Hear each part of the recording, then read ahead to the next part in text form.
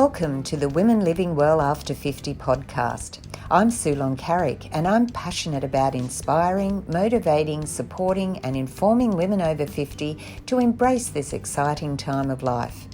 Health and wellness in mind, body and spirit are the foundations for living well, but there is so much more to a life well lived. Each week, through conversations with my guests, I'll be presenting topics that will help us all to live well and enjoy life. So join me as we discover new ways to become women living well after 50. Are you ready to start living? What are you waiting for? Let's get started. Welcome to another episode of Women Living Well After 50, the podcast. Now, today we're going to be talking about a subject that many of us wouldn't really feel comfortable talking about.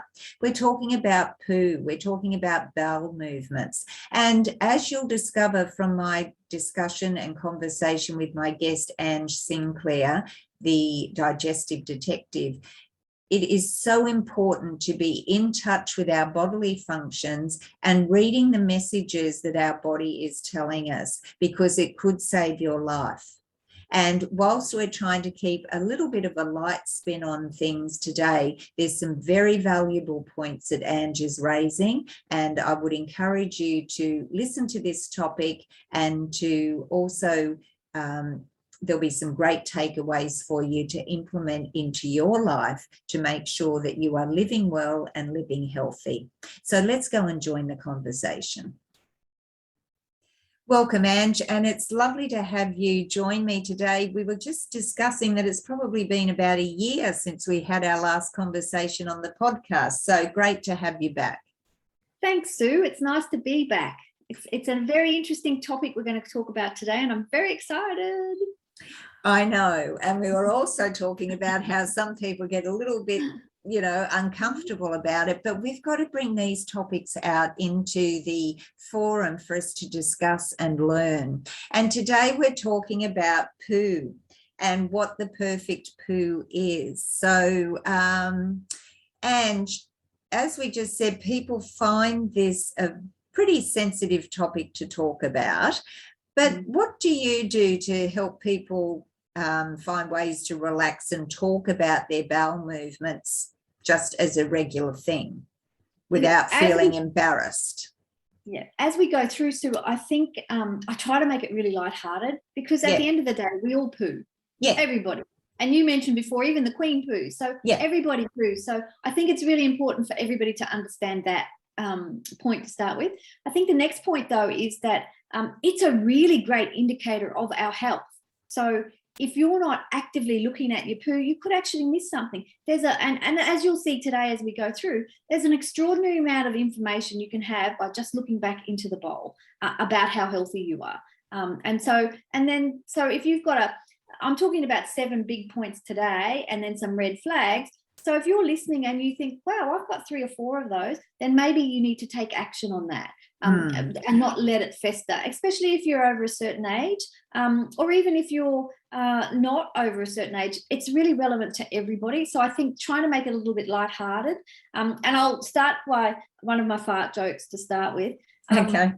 Apparently everybody farts between 14 and 20 times a day. And apparently women fart more than men. Now, I know all the women listening will totally disregard this. The study was written by a man, so that's why I've completely, wiped it out. It's not a real thing. Men actually fart more than women. It couldn't possibly be the other way around. So, and it's really important to know things like that when it comes to your bowel, because if you're not farting that much, there is something happening in your gut. You may not be eating enough of the right foods to help with that. So I try and make it all very lighthearted to start with. Oh, I actually thought that, if you did do that more often than not, that there was something perhaps not sitting right in your tummy, or you haven't digested something, but you're suggesting that we should be letting go, I suppose. Okay, so that's an interesting point, which 14 to 20 times, it's a lot. But I would say there's some caveats around that. So in terms of if you're farting more than that, and you know that you think it's way more than that, and if it's smelly, And if it's painful, then there's something going on that's not normal. So the normal part of the process is you should fart. It shouldn't be painful. It shouldn't be smelly, have an off smell. It should just be, you can pass methane. And it might be a little bit smelly, but it shouldn't be offensively smelly, because that means something else is happening. So, and people are astounded to know that, because most people think, oh, my God, I shouldn't be farting this much. But it's a natural thing, and it's, what we should be doing. Okay, well, that's cleared that one up for me. So we're talking about bowel movement, and why is it important that we do have regular bowel movements? So one of the things that I think it's important for people to remember is that when we take food in, we have a lot of metabolic processes that happen to break that food down and to work it right through our system.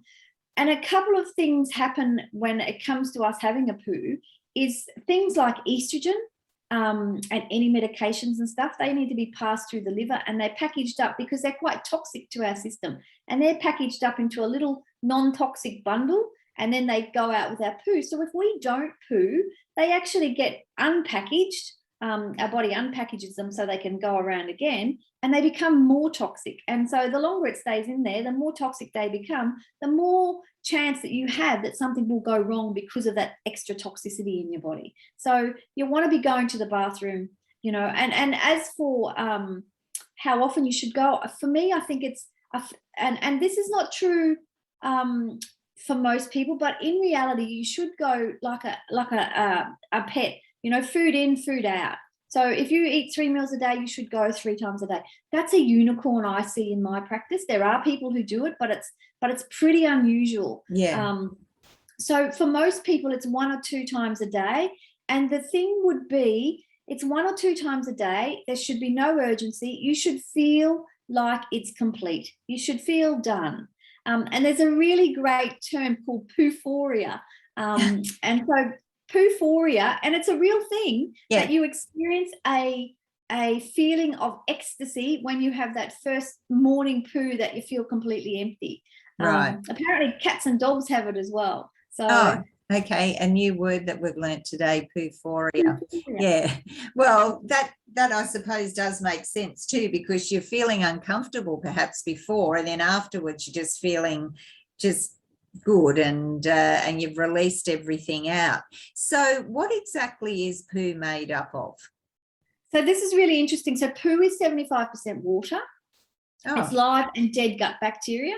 It's undigested food that hasn't been broken down.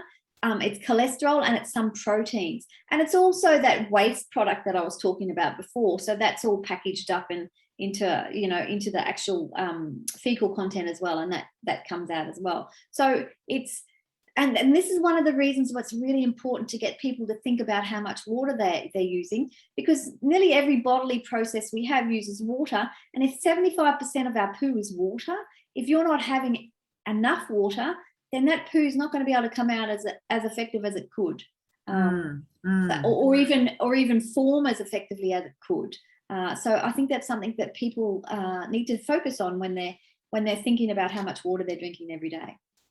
Yeah, and look, I think that it's like a lot of things, we say drink more water and you should have so much water per day, and people just say, yes, I do. But we don't realise, well, for me, I didn't realise that poo was made up of 75% water. That's another reason you need to be drinking a lot of water, and it's not just to hydrate yourself or rehydrate after exercise. It's for also your bodily functions as well. And I know that if you're not drinking enough water, it can show up in your urine as different colors and that sort of thing. But just with going back to how often we should go to the bathroom, I've known people, and even myself, where perhaps we haven't gone every day. It might be every couple of days, or is that okay, or is that constipation? That's constipation. Yeah, that's constipation. And the other thing is, you can go every day and still be constipated. Yes. Yeah. So, and this is a really interesting fact, and I've only just learnt this actually last weekend. I went to a big gut health conference, and there was a researcher who just finished a clinical trial on constipation, and she was saying that when you have a really fully formed bowel movement, and not that I suggest anybody do this, but you can if you want, a bowel movement should weigh, a poo should weigh about 350 grams if it's got the right amount of fibre in it. And so for most people, and I hear this often in clinic too, if you're pooing little pellets, that's something not right, so that's worth investigating, because that's not a normal poo. There are some circumstances where that can happen over time because your bowel gets stretched and all of those sorts of things, but that's not a normal poo. In reality, we should all be going every day. Right. And they should be smiling banana shape.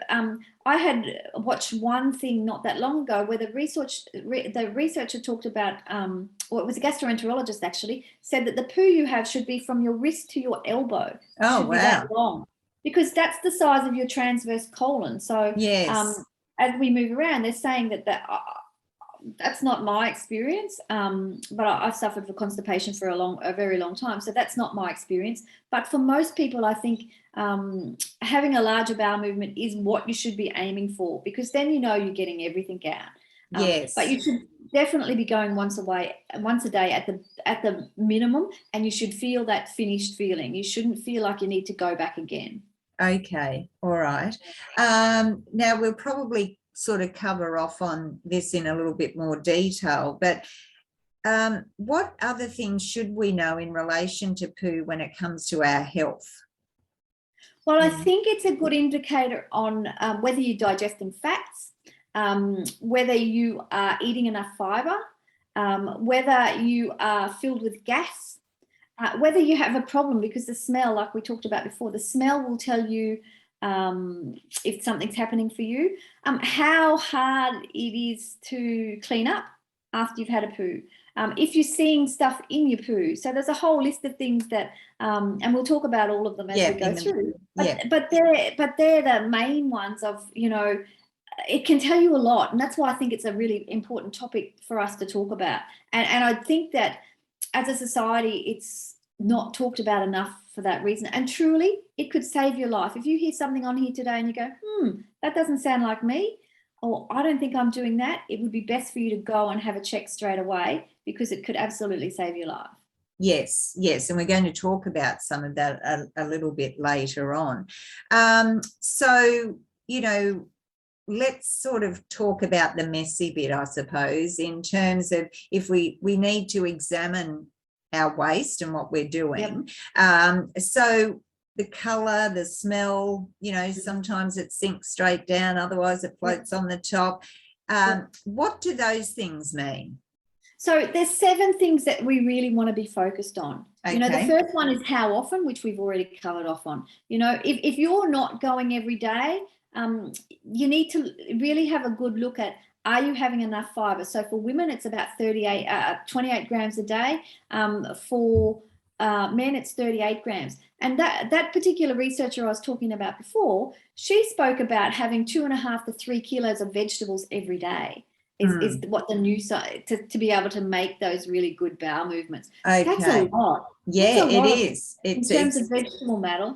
Well, it's a long way from the 2 and 5, isn't it? That they suggest. A long way. The 5 veggies and the 5 serves of veggies and 2 serves of fruit. It's a long way from that. But in talking about that, can we just talk about fibre for a moment, because and how we can get more of that into our diet. And the other thing I wanted to ask is, you see a lot of these things like, I can't think of the name now, but I probably shouldn't talk about a brand, but that sort of thing, that, are they really good for you to be using, or what's the deal with the fibre? How can we get more into because we know we need it, but I think a lot of us are deficient in the amount of fibre we have. So a lot of us are. So the Hadza tribe in Africa, they eat about 90 grams of fibre a day, 90. So we eat, in Australia, we do not eat that. For a woman, it's 28 grams just to be healthy. Most women I see wouldn't eat that much. Most men I would see would eat somewhere between 9 and 12. and they're supposed to be having up around 38 grams just to be healthy, not if they've got a health condition.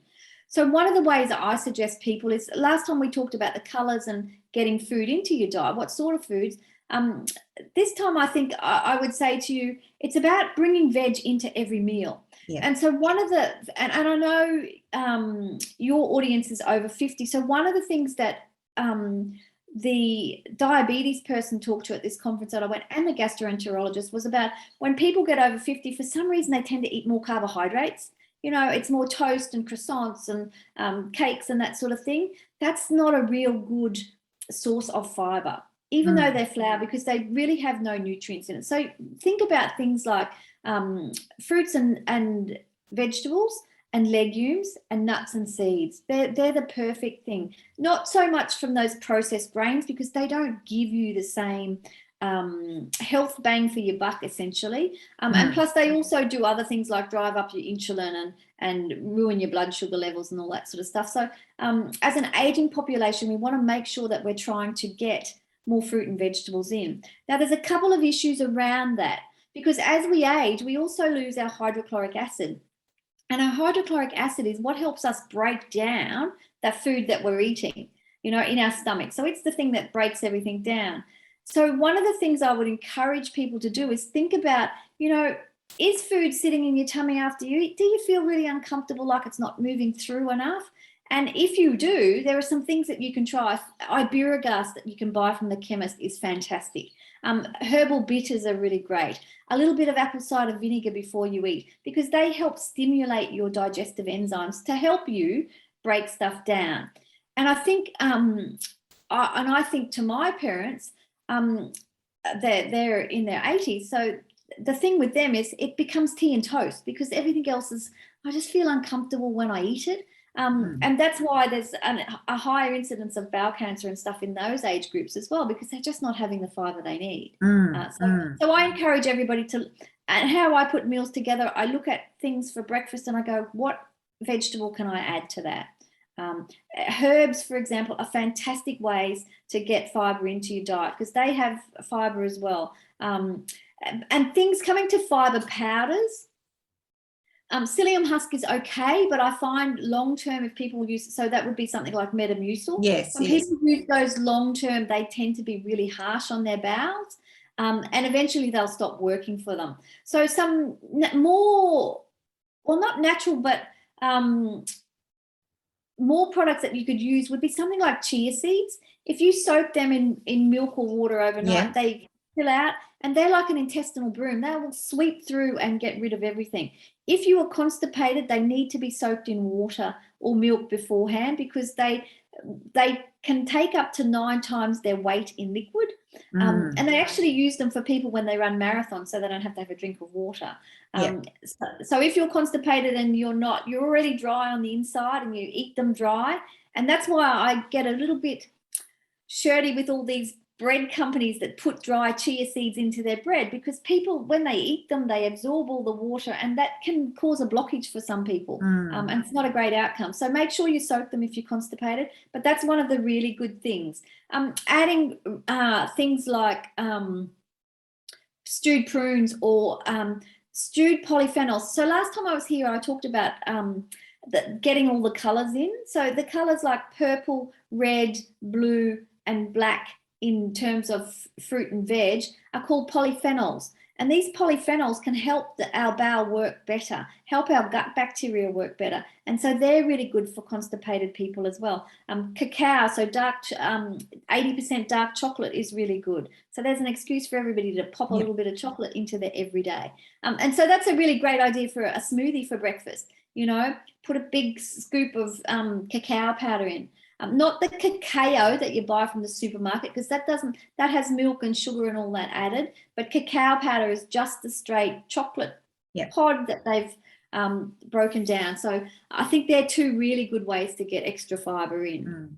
And those chia seeds, yes, I've made those, and they're sort of a big, you know, they've become quite popular, where you soak them and you might have the milk or the water, and then you throw some fruit in and oats perhaps or something. You have it in the fridge overnight, and then in the morning you've got like a nice pudding to have. And I remember going to China I think it was probably 10 years ago now, and they we stayed in we didn't stay in a Western style hotel. We stayed in where all the locals stayed, and they would have vegetables for their breakfast. And I think it's also the way we're brought up, what culture we have, but they had beautiful steamed veggies and all this sort of thing they were hoeing into for their breakfast, which for someone like me that was brought up in your traditional, probably white Anglo-Saxon household, it was cereal or bacon and eggs or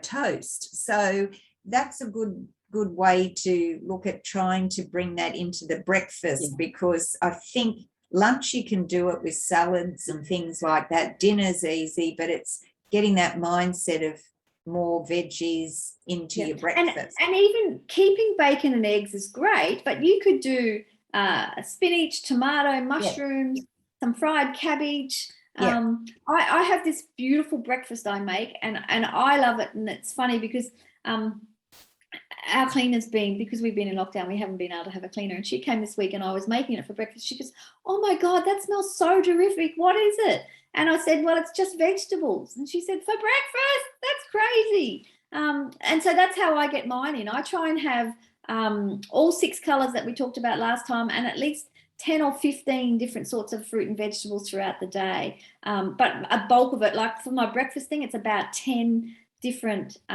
vegetables to start. Like it'll be garlic or onion or leek with asparagus and cabbage, some red peppers, mushrooms. What else do I put in there? Sometimes carrot, just depends what I've got in the fridge that's left over. Sometimes bok choy, and just make it up into a really nice little stir fry. And then you can either poach an egg or put it on the top or sprinkle hemp seeds. So it's a really good way to start with a lot of fiber through your day.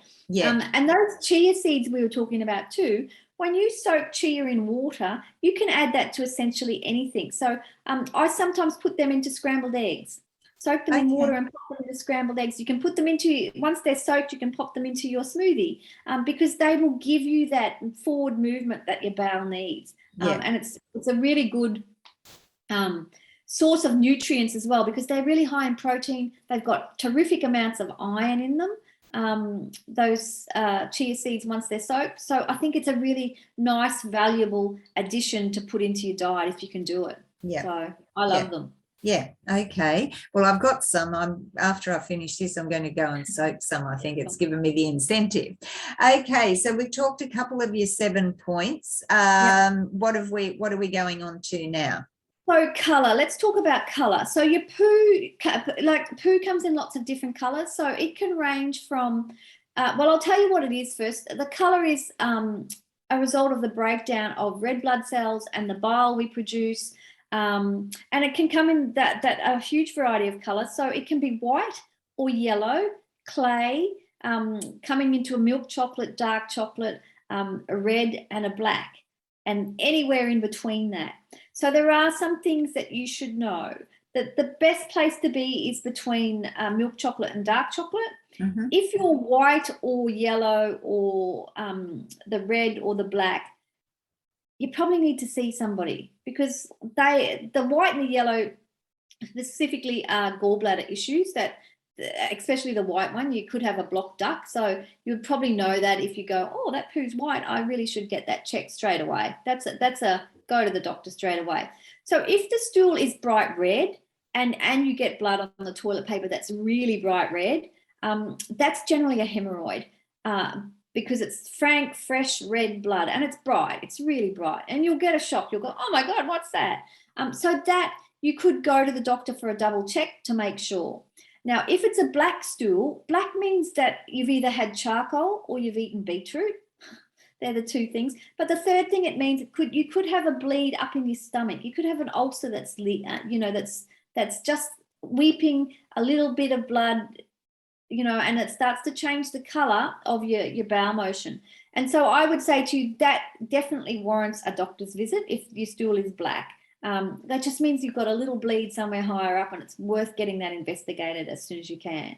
And so let's talk about the red flags around that too. So for women over 50 in particular, if you have any of these, you should go to the doctor. So unexplained anemia. So if you've never, you might have been anemic your whole life, but once we hit menopause, that tends to go away. We tend not to be anemic because we're no longer having the period. So if you get unexplained anemia and you're postmenopausal, you should go to the doctor. Or if a man gets anemia, he should go to the doctor, because men traditionally don't get low iron unless their intake's not great or their absorption's not great. So a change in bowel habit. So if you were once every 3 days and you don't change anything, and then all of a sudden you start going every day, that's a red flag. You need to go to the doctor for that. It's the consistency of your bowel changes. So if you've been really on the hard side, it's been hard for you to get a bowel movement out. Now all of a sudden you've got really loose bowels. That's warranting a doctor's visit, because something's changed, and it's best to get on to early what's changed. Non-specific pain, like abdominal pain, whether it's feels better after you defecate or not, nauseousness, bloating and vomiting. So if you have any of those that you don't normally, have, and even if you normally have them, I'd be getting those checked. Rectal pain or bleeding, or pain when you're actually going to the bathroom. When you're having a poo, that shouldn't be painful. So if you're finding any of those things, they are worth getting checked. And the last one for me is sudden weight loss, and you lose your appetite. So if you've been a decent eater and then all of a sudden you think, I just don't feel like eating anymore, that's worth getting checked out. And they're simple things. And if it's a 1 day or a 2 day thing, I wouldn't worry so much. But if it's a continuous thing where the weight's just falling off you, that definitely needs to go and have a check straight away. So I think it's really important that those things are talked about often, because we don't really talk about that enough. And I think if people went quickly to the doctor when they noticed these things, there wouldn't be, such a big incidence of bowel cancer that we have in Australia. Yeah, and that's what I was going to work on to. My dad had bowel cancer, and he died over 40 years ago, and he only had it, from the time he was diagnosed till for about 6 months he passed away. But and now, of course, when we turn 50, we get a little present in the mail to do a little send off our stool for testing for bowel cancer. So, that is a red flag. And you were actually telling me about, first of all, what you learnt at the conference on the weekend, and also that client that called you who was a young man. So I wonder if we can just talk about that, because bowel cancer is such an invasive thing, and there could be signs that we need to really follow up with. Yeah. So the biggest thing, I guess, talking about your dad with bowel cancer, I think people don't realise, by the time there's about 5 stages of bowel cancer. By the time most people go, it's already in about stage 4 or 5, which is way too far down the track. And so things about in Australia, the fastest growing group at the minute is between 25 and 35, because their diet is not great to start with, and generally their stress levels are pretty high as well, and they're all factors. And I think the thing to remember is, with that age group, doctors don't really think about having that age group having bowel cancer. So I have just had a client who was about 34, and he was saying that he'd had half his bowel removed from bowel cancer, and it took him a while to find a doctor that would actually check him and take him seriously, because he's so young that it couldn't possibly happen. Because as I said, I think when you turn 50, it's when you get that testing kit in the mail. So they obviously think that it's more prevalent from 50 plus, but what you're saying is there's a trend now that younger people are getting it. And can I say about those testing kits, you just reminded me what I was going to say before. A lot of Australians don't do them. So if you get one, do them, because they are valuable. They really are valuable. And it could mean the difference between you waiting another year or 2 years before something really big happens, because they can pick up minuscule pieces of blood in that stool by just doing that one test. And it's literally, you're getting it for free. You're just having to put it back into a box to post it back, and it's going to take 2 seconds of your time. You're going to the bathroom anyway, so do them. They're really valuable. I can't stress that enough to people, because so many Australians don't do them. No, that's true. They get them. And I mean, for me, I've been having a regular colonoscopy because of Dad mainly. And but that's I only have to have them every 5 years, because they haven't, but I started that at about 40, I think. And I've got one coming up next year, I think. And a lot of people will go, oh, that's a dreadful process, blah, blah, blah. But it's not really that uncomfortable in the prep. But, it's worth it to find out, I would rather go through a little bit of discomfort in preparing for the screening and the testing than to, not have that available and have the alternative, which isn't good. So that's something that I hadn't even really thought about with those testing kits, that they can pick them up even just a small amount. So it should be something that, again, people probably take a lot of things for granted. It won't happen to me, that sort of thing. And I don't think they understand, like we've talked about today, the importance of our diet and the way, that affects our digestion, and then our bowel movements affect our health. It's all just one big connected, isn't it? And going back to the water we talked about before, people don't understand that water helps us with our blood pressure. It helps us with the thickness of our blood it helps us build a beautiful mucus layer on the inside of our gut to stop pathogens from eating their way out. It helps our poo move through our body. So even the simplest things, catch yourself going, oh, I really need to have a glass of water. I need to do it all the time because I hate water. So it's a real struggle for me to do, but I know that it's really important for our health. And I know that as we get to 50 and we think, I might just have a croissant for breakfast, I'd caution you to say, yeah, that's okay once in a while, but that wouldn't be your normal. If you want to be really healthy going into the last chapter of your life, think about the things that you can do without too much trouble. And fruit and veg, nuts and seeds, legumes and beans are all really great ways to help that in. So one of the next things that I think we should talk about is whether your poo sinks or floats. Yes. And people don't even think about this. I often have people go, oh, I don't know the answer. So I always say the poo should be like the Titanic. It should sit on the top for 3 seconds, and then it should float, then sink to the bottom of the bowl. So if it sinks, it means, one, that you're having enough. Well, sinking means you're eating plenty of fiber.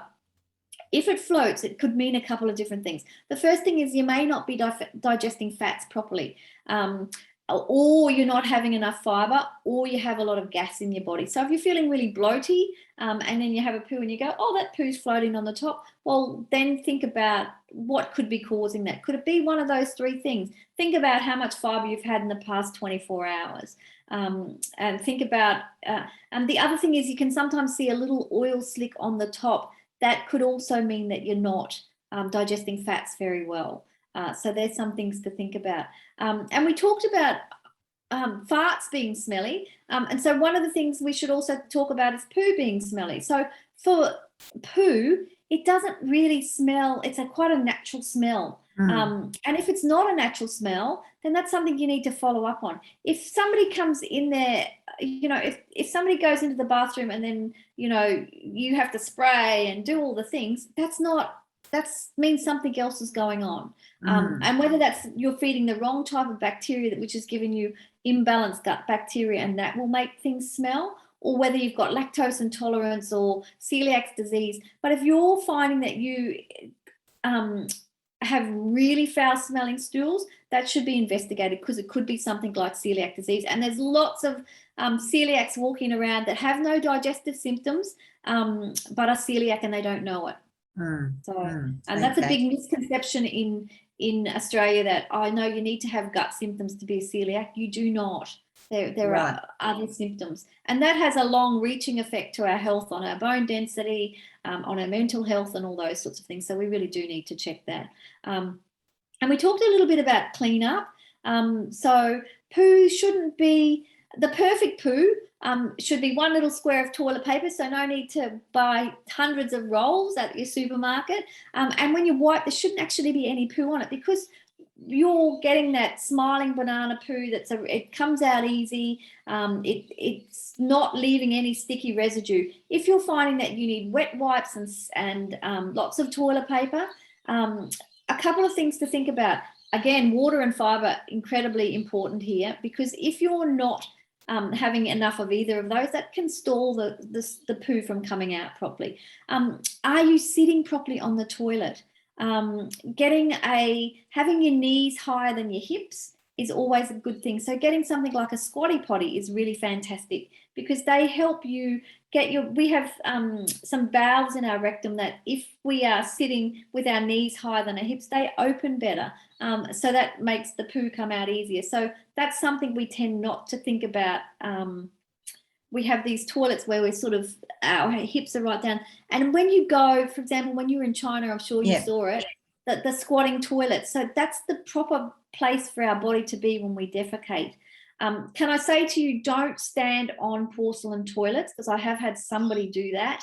The toilet broke and they ended up with 1,200 stitches from their bottom of their leg right up to their backside. So they're not meant to be stood on. But so get yourself a stool. Old phone books used to be terrific because you could just stack them up so your feet goes up a little, a box or something like that, just enough to put your feet up. It will make a huge amount of difference, especially if you're constipated. It helps enormously. That's a good point. Okay. Yep, that's good. And probably, and the last two that I think are important is, one, are you noticing food in your poo? So corn, it's allowed, because we don't break down corn, it's cellulose. So we don't break that down at all. Sometimes you'll see tomato skins and maybe capsicum skins, but on the whole, you don't want to see anything, because if you're seeing food, it's a couple of things. It's that hydrochloric acid we talked about before. It's not being broken down up here in your stomach. So what happens when we eat food and it comes to our stomach, it's supposed to get broken down till it's unrecognizable. It should just be, if you were, this is a bit gross, folks, but if you were to pull it out of your mouth, you shouldn't be able to recognize anything in it before you're about to swallow it. It should be just this ball of mishmash.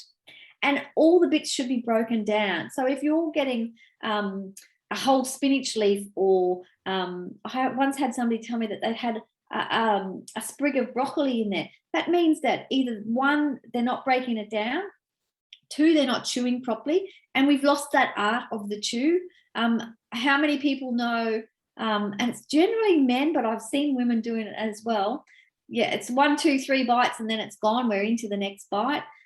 That's not really how we're supposed to eat. We're supposed to eat and chew each mouthful between 10 and 20 times. And can I encourage everybody to try that? It's a really difficult thing. We have really lost the art of doing that.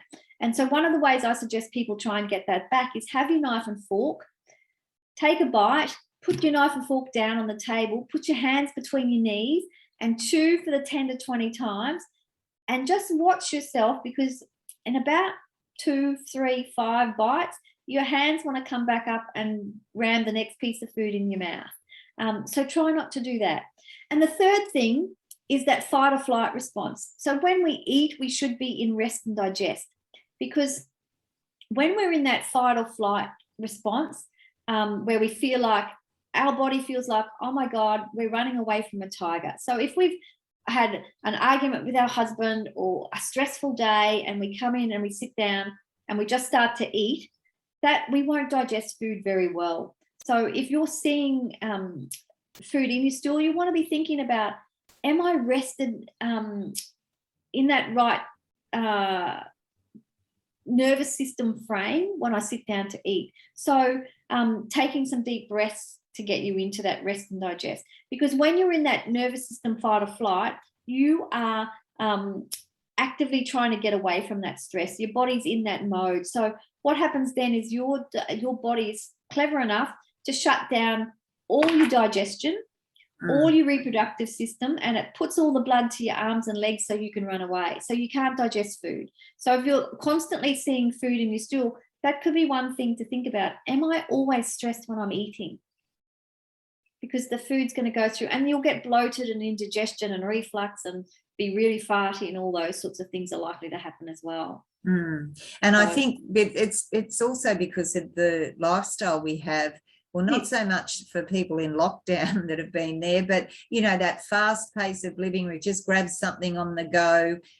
We don't even sit down as a family really anymore to eat, and it's just rushing around. So you're not, you know, you do tend to just shove it down and think, oh, well, I've got some food into me and I'm racing off to the next thing I have to do. So, yeah, it's very important to, and I'm guilty of not being very good at that. So something I have to constantly remind myself of.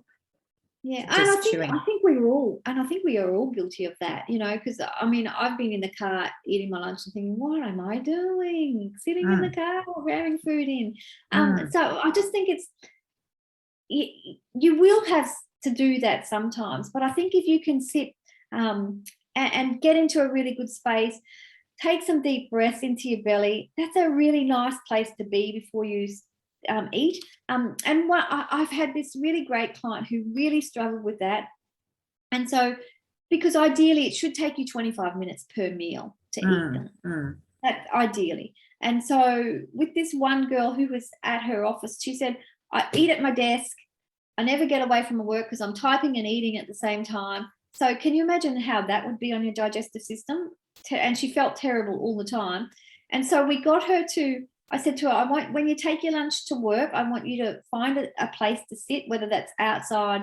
And so she went into the break room and she bought her own linen napkins and she bought really nice cutlery. And she said just that one thing itself changed my whole digestion.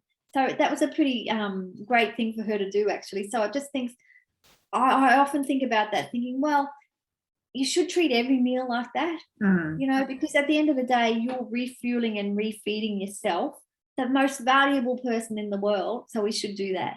Yeah, and make a celebration of it. But also, I think, you know, we don't taste what we're eating when we're rushing. We just eat it. It could be anything. Whereas we're not savouring the flavours, and there's so many beautiful foods that we have available to us today, and we don't necessarily savour the flavour of them and appreciate what we're doing. True. Now, what about... So there's just one, can I just do the last one? So there's one more, and I often get asked this one, how long should it take?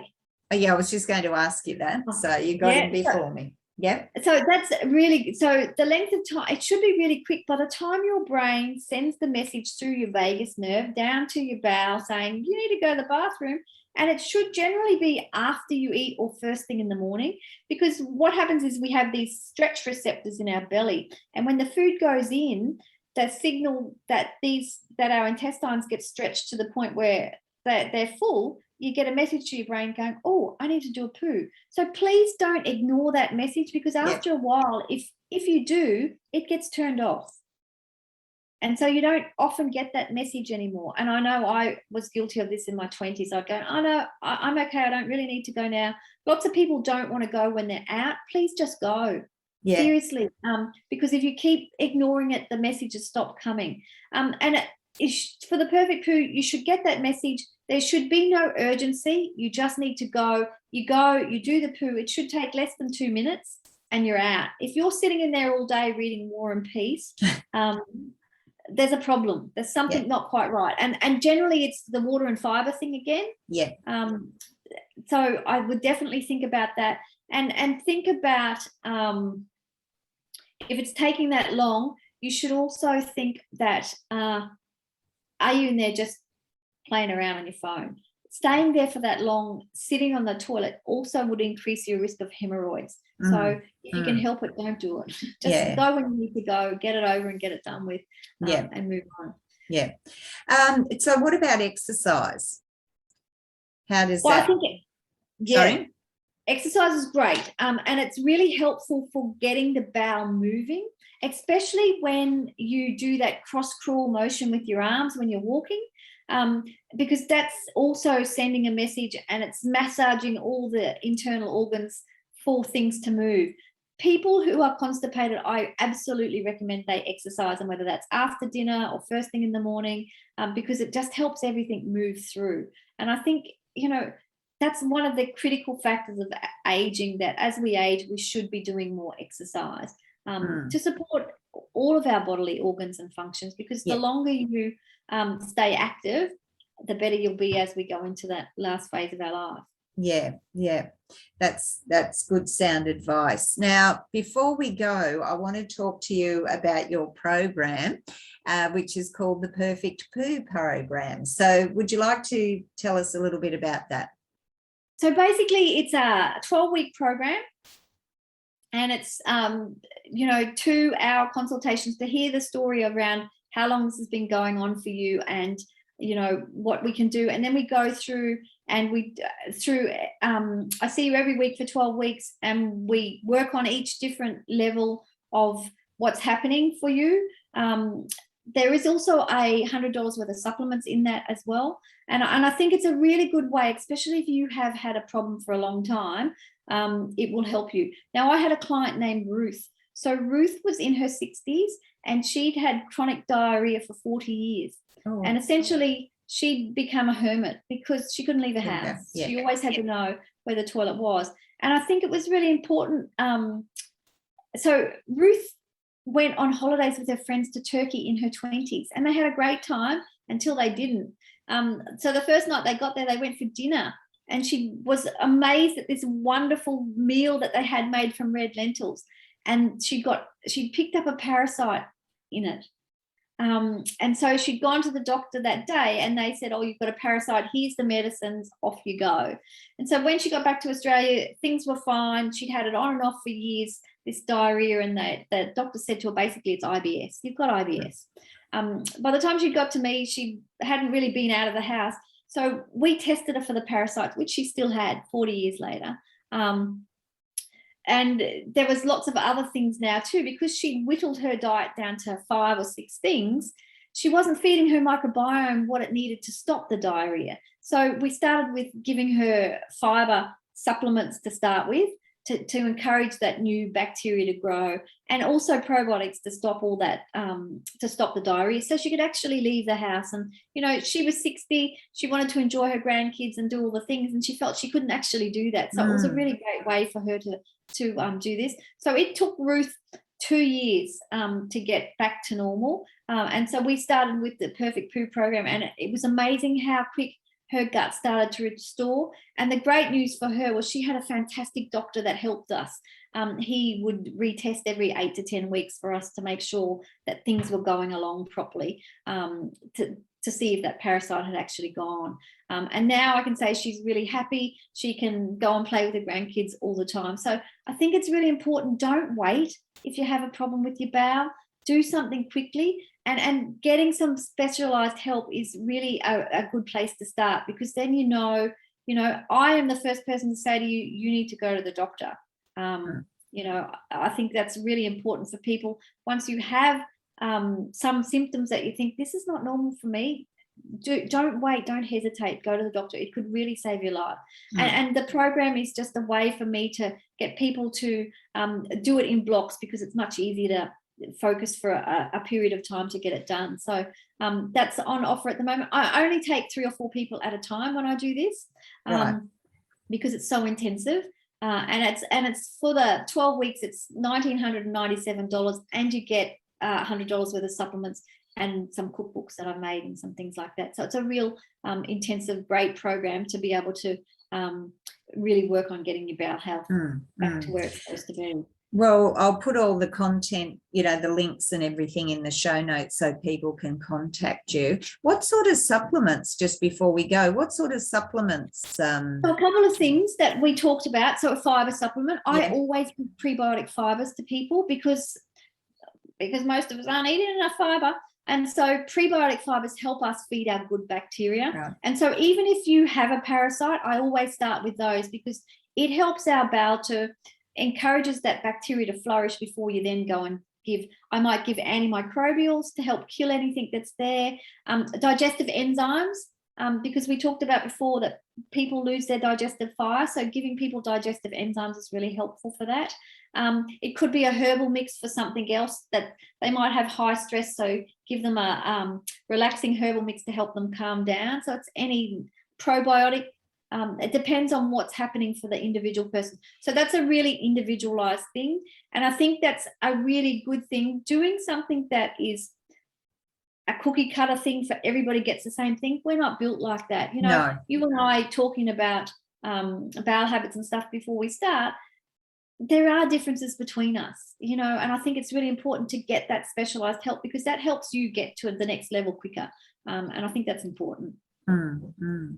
Well, we've certainly covered a lot today, and I found it really interesting. I mean, I've learned a lot, and I think that what we've talked about, you know, we've kept it lighthearted, but it's a serious part of our health that we do need to be aware of. All those red flags. We need to be, you know, get over ourselves and our inhibitions and just take, well, I suppose with anything to do with our health, we need to take that responsibility, don't we? And that means, you know, we examine our breasts for breast cancer. We, you know, have all these other tests. So we need to get used to the fact that, you know, the waste that's coming from our body, we need to know what that looks like and whether we need to be doing something about it. So I think that it's been a great topic, actually, that we've talked today. So thanks so much for joining me.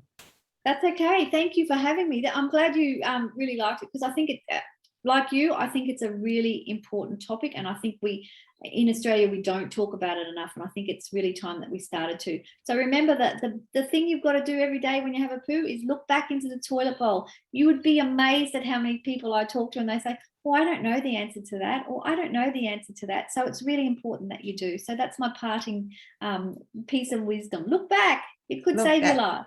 Okay, and that's a good piece of wisdom. Okay, well, thanks again, and hopefully we will chat again soon on another topic relating to our gut health and our just general health and well-being. Can't wait. Thanks, Sue.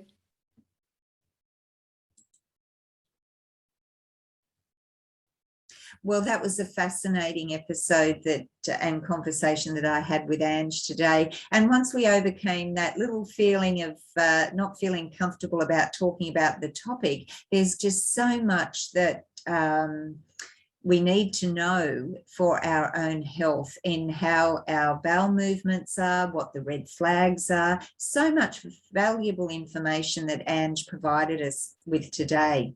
So if you've enjoyed the episode, I'd love you to leave me a comment or a review, and please share this with a friend, because this is a topic that is very important to everyone's health, no matter what age you are. I hope you've enjoyed it all. I know I have. I'm off to go and soak some chia seeds, I think, and take care. Until next time, when I have my next guest for conversation, remember to live well, enjoy life, and most importantly, be a woman living well your way. Bye for now.